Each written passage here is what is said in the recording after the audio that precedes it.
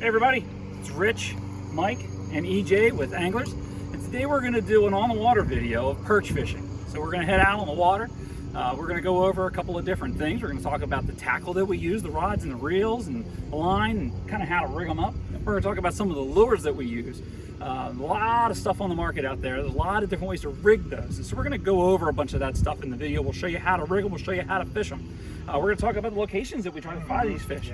Fishing in the rivers versus fishing out in open water. So we hope you come along with us, and we're going to have some fun. So let's get out on the water.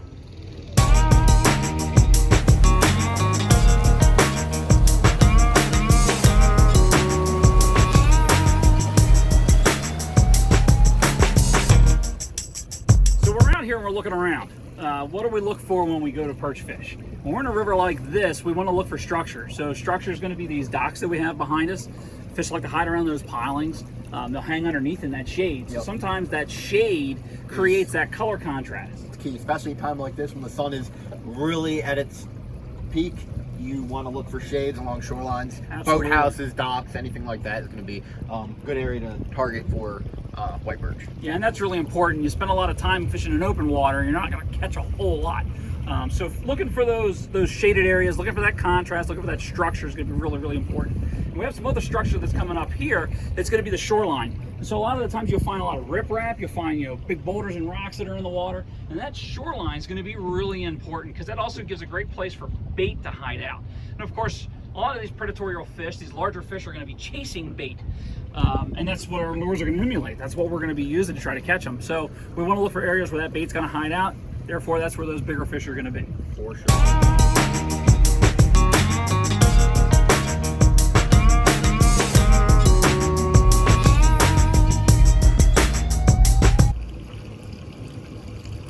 So with a double shad dart rig like this, what I like to typically do is cast it as close to the shoreline as I can get it.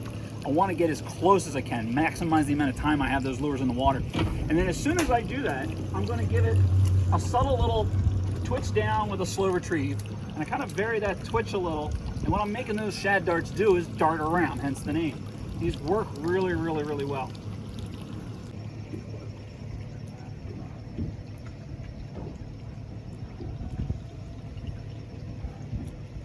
All right, little guy.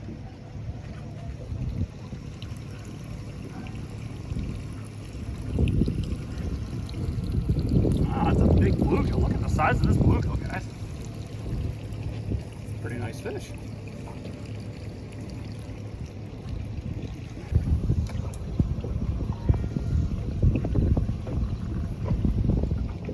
You know, one of the ways that we get casts like that, where we get such a great distance, is braid. Braided line has become a really big mainstay with fishing these days. 8, 10, 15 pound test braid. It works great for a lot of our perch fishing. This happens to be an 1/8 ounce rattle trap. It's very, very light in weight. In order to cast this the distance that I want, I've got this nice small braid. It really, really helps out with our casting.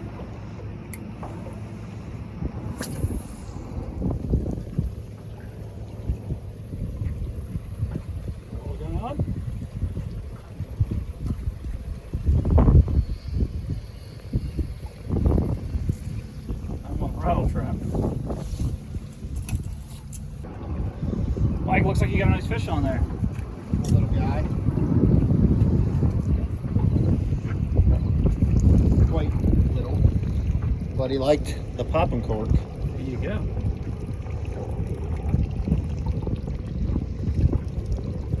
Mike, let's talk a little bit about that rig you've got. So basically what I have here is a weighted cork here, float, with a little snap swivel on the bottom. So what I do is I have 10-pound fluoro here with a loop knot snapped on, and then down to, I think this is a 1/32 ounce shad dart, and I put a little bit of fish bite on it to give them a little bit of extra scent on there. So that's what I have rigged up here with, I do believe 10-pound or 15-pound braid. Nice. So that's a good little. You know, it seems like there's a lot going on there, and we're going to show you how to rig these, but there's really not. And it really gives you a lot of fun activity while you're fishing for these to kind of work that popper. You wouldn't think to use a popper for catching perch, but we've adapted the popper style, kind of the popping cork like we do with redfish and even stripers. Yep. So one of the lures that we like to use a lot for perch is a jig head with a soft plastic. The Mr. Twister tails are great. They are They have a fantastic. ton of little action. They make them in a huge variety of colors. Oh yeah. There's some new colors that we have from Mr. Twister. This is the Chartreuse Orange Core Teeny Tail. Yeah, and this one's really, really cool. It's an orange interior. The center of it's orange, and it's wrapped in like a translucent, like chartreuse color. It's very It cool. really makes it glow well. It's a cool color combination. And we're gonna rig those on jig heads. Jig heads are, you know, everybody's used jig heads before. It's just a little ball of lead. These are painted with a simple jig head hook on them. So we're gonna go ahead and get this rigged for you.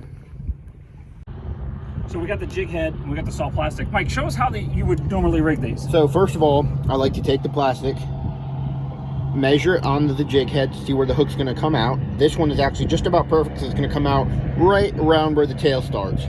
So I'll take the nose of the plastic, take the hook, put it straight in the middle, kind of feed it up, and then come right out right at the base of the tail. And I'll push it over this plastic keeper here, just like so. Make sure it's kind of getting on there straight. And that is your rigged little twister tail on a jig head. Now this is great to just cast around. You can put under a bobber. You can even use the little spinner arms that come with a little spinner that can snap right on jig heads, and voila, you have a little spinner bait. And one thing that I want to point out, the way that you rig this, Mike, this is really important for most of us. If you notice, when Mike rigged this, the twister tail twists down underneath of the bait. And that's really important. A lot of us like to rig it like this, and the reason that we do it this way is if the tail curls up, it does have a tendency sometimes to foul on the hook, and then you lose that tail action. But if you rig it down below, it tends to wallow underneath of the bait, avoiding that snag, that foul up, which is really important. Let's give this one a try. I think this is a winner. Yep.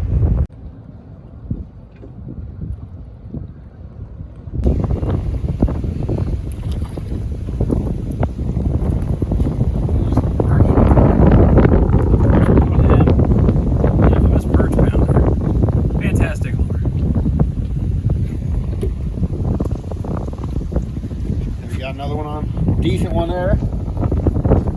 Nice fish, Mike.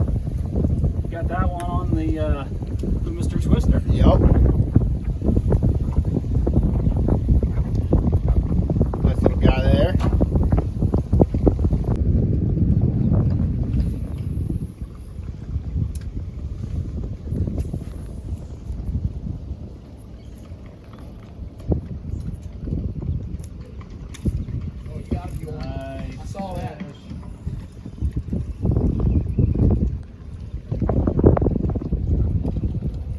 Mike, we're gonna be famous. Oh. Nice fish.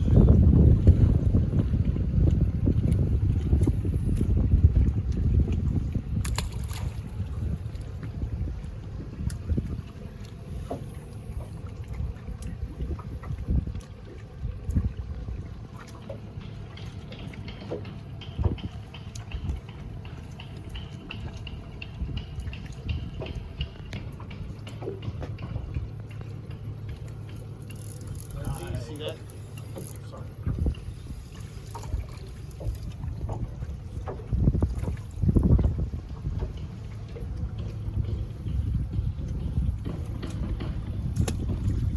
Good little rig here. One of my go-tos.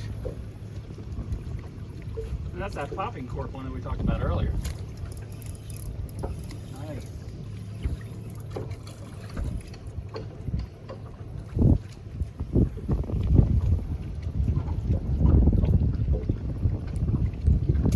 Wow, we love it.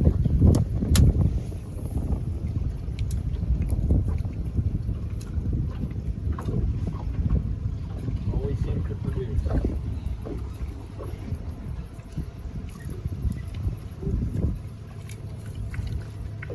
Well, I think my sunfish beats Rich's from earlier, but I mean, you know, Put those two next There to we each other. go.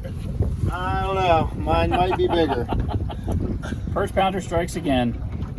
So another great lure is the rooster tail. This lure has been around for a really long time. We just had these come in recently. This is a full set of them, which is really nice. Nice little assortment. Comes in this little plastic tackle box here. So we're gonna give some of these a try. You know, Mike, one of the nice things about perch fishing like this is if it gets a little too windy out on the bay, Yeah. and you feel like, I really don't want to get out there and get all beat up, just motor around in some of these rivers. You catch a couple of perch here and there, and it's Tucked away in the perfect. and they're great dinner too. So you're in the lee of the wind. You got a nice calm day, even though it's blowing out there, and you can catch some dinner, which is nice. Oh, there you go. Rooster tail fish there. People think that perch pounders are the only thing that you can catch fish on, but nope. See, as you can see, that's on a rooster tail, inline rooster tail. Another great spinner there. Actually, not too terrible of a fish there. I mean, I've seen a lot better, but Yeah, it's a nice fish. So a little bit about the rods and reels that we like to use for perch. Usually it's in the lighter range. Ultralight, light. You can go up to a medium if you want for deeper water with heavier jigs. But in shallow water around docks and other kind of structure, we're usually going to use a little bit lighter rod. Some of the rods that we're going to typically use would be anywhere between 5.5 to 6 feet long. You can go to 7 if you want with an ultralight. But they're going to look very similar to something like this. This is the Akuma Celio. This is a great rod, very, very affordable rod. It's got the Daiwa Reverse reel on there, and of course, like we talked about, the braid. yep. Kind of crucial to getting these lighter lures to cast really well. Another really nice rod, the new redesigned St. Croix Triumph. So these are really, really nice rods. They work very, very well. Nice cork handle, got a good grip to them. The Penn Fierce, Great budget reel, like still got that pen quality, but still not breaking the bank with that. Absolutely, and it's got that durability being made out of metal, which is kind of nice. Let's go over to the St. Croix panfish, one of my I was about to say, one of my rods. absolute favorites. I have a whole lineup of them. They are fantastic for. I was really, really excited when St. Croix came out with this series. The entire panfish and trout series, trout being the 2-piece rods, panfish being the single-piece rods. This entire series is all dedicated to smaller fish. Your panfish, your perch, your crappie, your bluegill. You can catch sizable fish on these. We've caught small stripers, I've caught little bluefish on them, so they can handle a pretty decent-sized fish. But we really like using these for these smaller perch. They're a lot of fun. They got nice guides for the casting. Yep, nice one-piece guides for that micro line. If you're using like 6, 8 pound, even 10 pound test braid, it's not going to cut into the guide or groove it. They're made to cast light line, keep the line away from the blank, so it casts farther, so you don't get that blank slap. Like Exactly. Keep the line farther away. Yep. Absolutely. Fantastic rods. Same reel. Same rod up here. We've got a Shimano Stratic CI4 on that. That's a little bit lighter reel. We'll move over to this. This is a Shimano Stimula. This is a really affordable rod as well. 2-piece, packs down really easy. We've got the Daiwa Strike Force on here. Another really good price point reel. You don't really have to break the bank to get into perch fishing. You can do it pretty inexpensive. And this one you'll see has mono on this. We talked a lot about braid. Mono can definitely be used for perch. 4, 6, 8 pound test at the most. I wouldn't go above 8. You do have trouble casting some of these lighter lures with heavier mono. So we'll move over to this reel rod and combo here. We've got the Shimano Claris. So this is another Fantastic ultralight. Yep. Doesn't break the bank rod. We have that set up with a Penn Battle 3. The new Penn Battle 3, yes, absolutely. These are great reels. Durable drag, aluminum construction, metal construction. These have the aluminum CNC main gear on them, which is nice. So these are the kind of rods and reels that you'll be looking at. We talked about rod size, reel size. A 1000 size is going to be really popular. This Daiwa Strike Force is in the 500 size class, pretty small reel. There's not a lot of those on the market. So we want to look at about 1,000, 2,000, maybe a 2,500 if you're going with that heavier rod for that deeper water, bigger lures.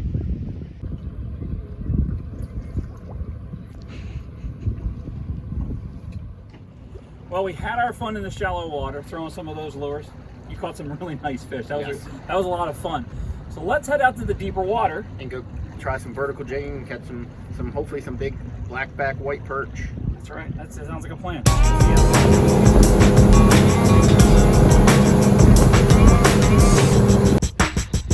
So when you're looking at your electronics, if you can see over here where my finger's pointing, I'm coming off of 6 Foot Knoll. You can see my boat, the back of my boat's here. This is where the transducer is. And this is what I'm seeing as I get to that ledge at 6 Foot Knoll. Right here is what I'm focused on. We're at 20.9 feet. This is a big bait ball right here, guys. You can't see the perch, they're a little bit too small, but you can definitely see the bait that they're eating. So that's a good sign there. So you're looking for that. You find that, you'll find the fish. So when you got a lot of wind like this, we're getting pushed around a lot. Using a lure like this works great. I don't want to go too big on the lure because then it can outsize the size of the fish that I'm trying to catch. This is a little Cold Sniper. This is the 21 ounce or 21 gram jig. So the key to fishing this in faster moving water like this is to pitch it down current just a little bit, let it sink straight to the bottom. Once it gets to the bottom and stops taking line off, I'm going to start jigging it. I'm going to jig it vertically right underneath of the boat. I get a limited window to do this because as I start to drift more, it's going to level that lure out. So once that lure starts to kind of rise up behind me, then I'm going to go ahead and reel it in, and then I'm going to drop it right back down current again. Let it sink down to the bottom, close that bail, and just start jigging it vertically right underneath of the boat. Ooh, what you got there? Oh, yeah. Oh, Look at that.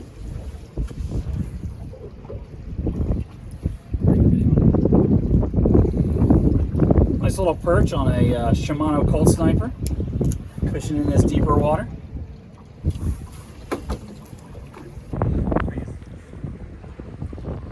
A little deep water perch. Cold Sniper strikes again. We're gonna try these sabiki rigs. This is a really popular rig. This rig is not legal in Maryland because it does have 6 hooks that are all in line. And in Maryland, we are only allowed to have 2. So we're gonna show you how to cut these up and make 3 2-hook rigs out of these. So after I open this package up, we have this rig. As you can see, it's got all 6 hooks on it. So to cut this down, we're gonna come down and we're gonna get 2 hooks together. Between the second and the third hook, we're gonna find the middle, and we're gonna go ahead and cut that apart. I'm gonna get my cutters here, and we're gonna trim that, and we'll set that one aside. And all I'm gonna simply do is just tie a little perfection loop in the end of this so that we can attach a sinker to this pretty easily. And that's pretty much it. So let's get a sinker and we'll get this rigged on the rod. Now that we have our sabiki rig cut down, we've got our sinker on the end, put that on that perfection loop. We've got our 2 hooks, and then we've got it attached to our rod. The last thing we're gonna do is we're gonna add some fish bites to it. These are phenomenal. They work really, really well in lieu of real bloodworms. They last a little bit longer than real bloodworms. You don't have to keep them alive, you don't have to refrigerate them. And all you do is you tear off a little tiny piece, and we're gonna put one little piece on each hook. You just kind of pierce that through like that, and it's that simple. We'll put one there. We're gonna add one to this hook up here. And these fish bites will turn a bright red. They'll release the bloodworm enzymes that are built into them, and it'll really, really attract the fish. So let's give this one a try. We're gonna drop it down. So with these sabiki rigs, we've got a 1 ounce sinker on the bottom. We don't need a ton of weight with these. We do want to kind of drag them across the bottom a little bit. On a windy day like today, we'll use a little bit more weight. So 1 ounce is what we've got on there now. I like to just kind of cast these down current a little bit. Let it get to the bottom, and I'm just gonna kind of drift it along. And I want to keep that line tight. I don't want to have any slack in my line. I want to feel those little nibbles and be ready to set the hook on. He was hitting hard. There he is.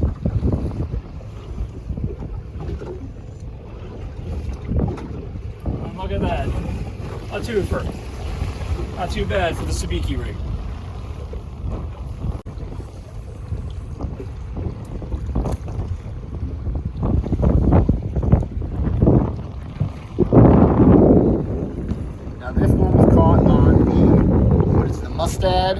Circle hook sabiki. This is legal in Maryland because it comes with 2 hooks. But the nice thing about this is it gives you a little bit of flash, a little bit of little plastic artificial squid there, pink, and then a glow.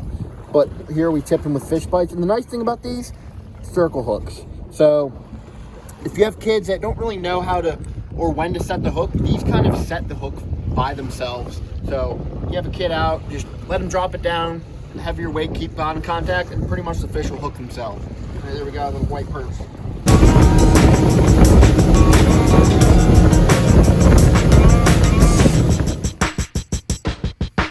Mike. Thank you. Well, guys, I had a great time.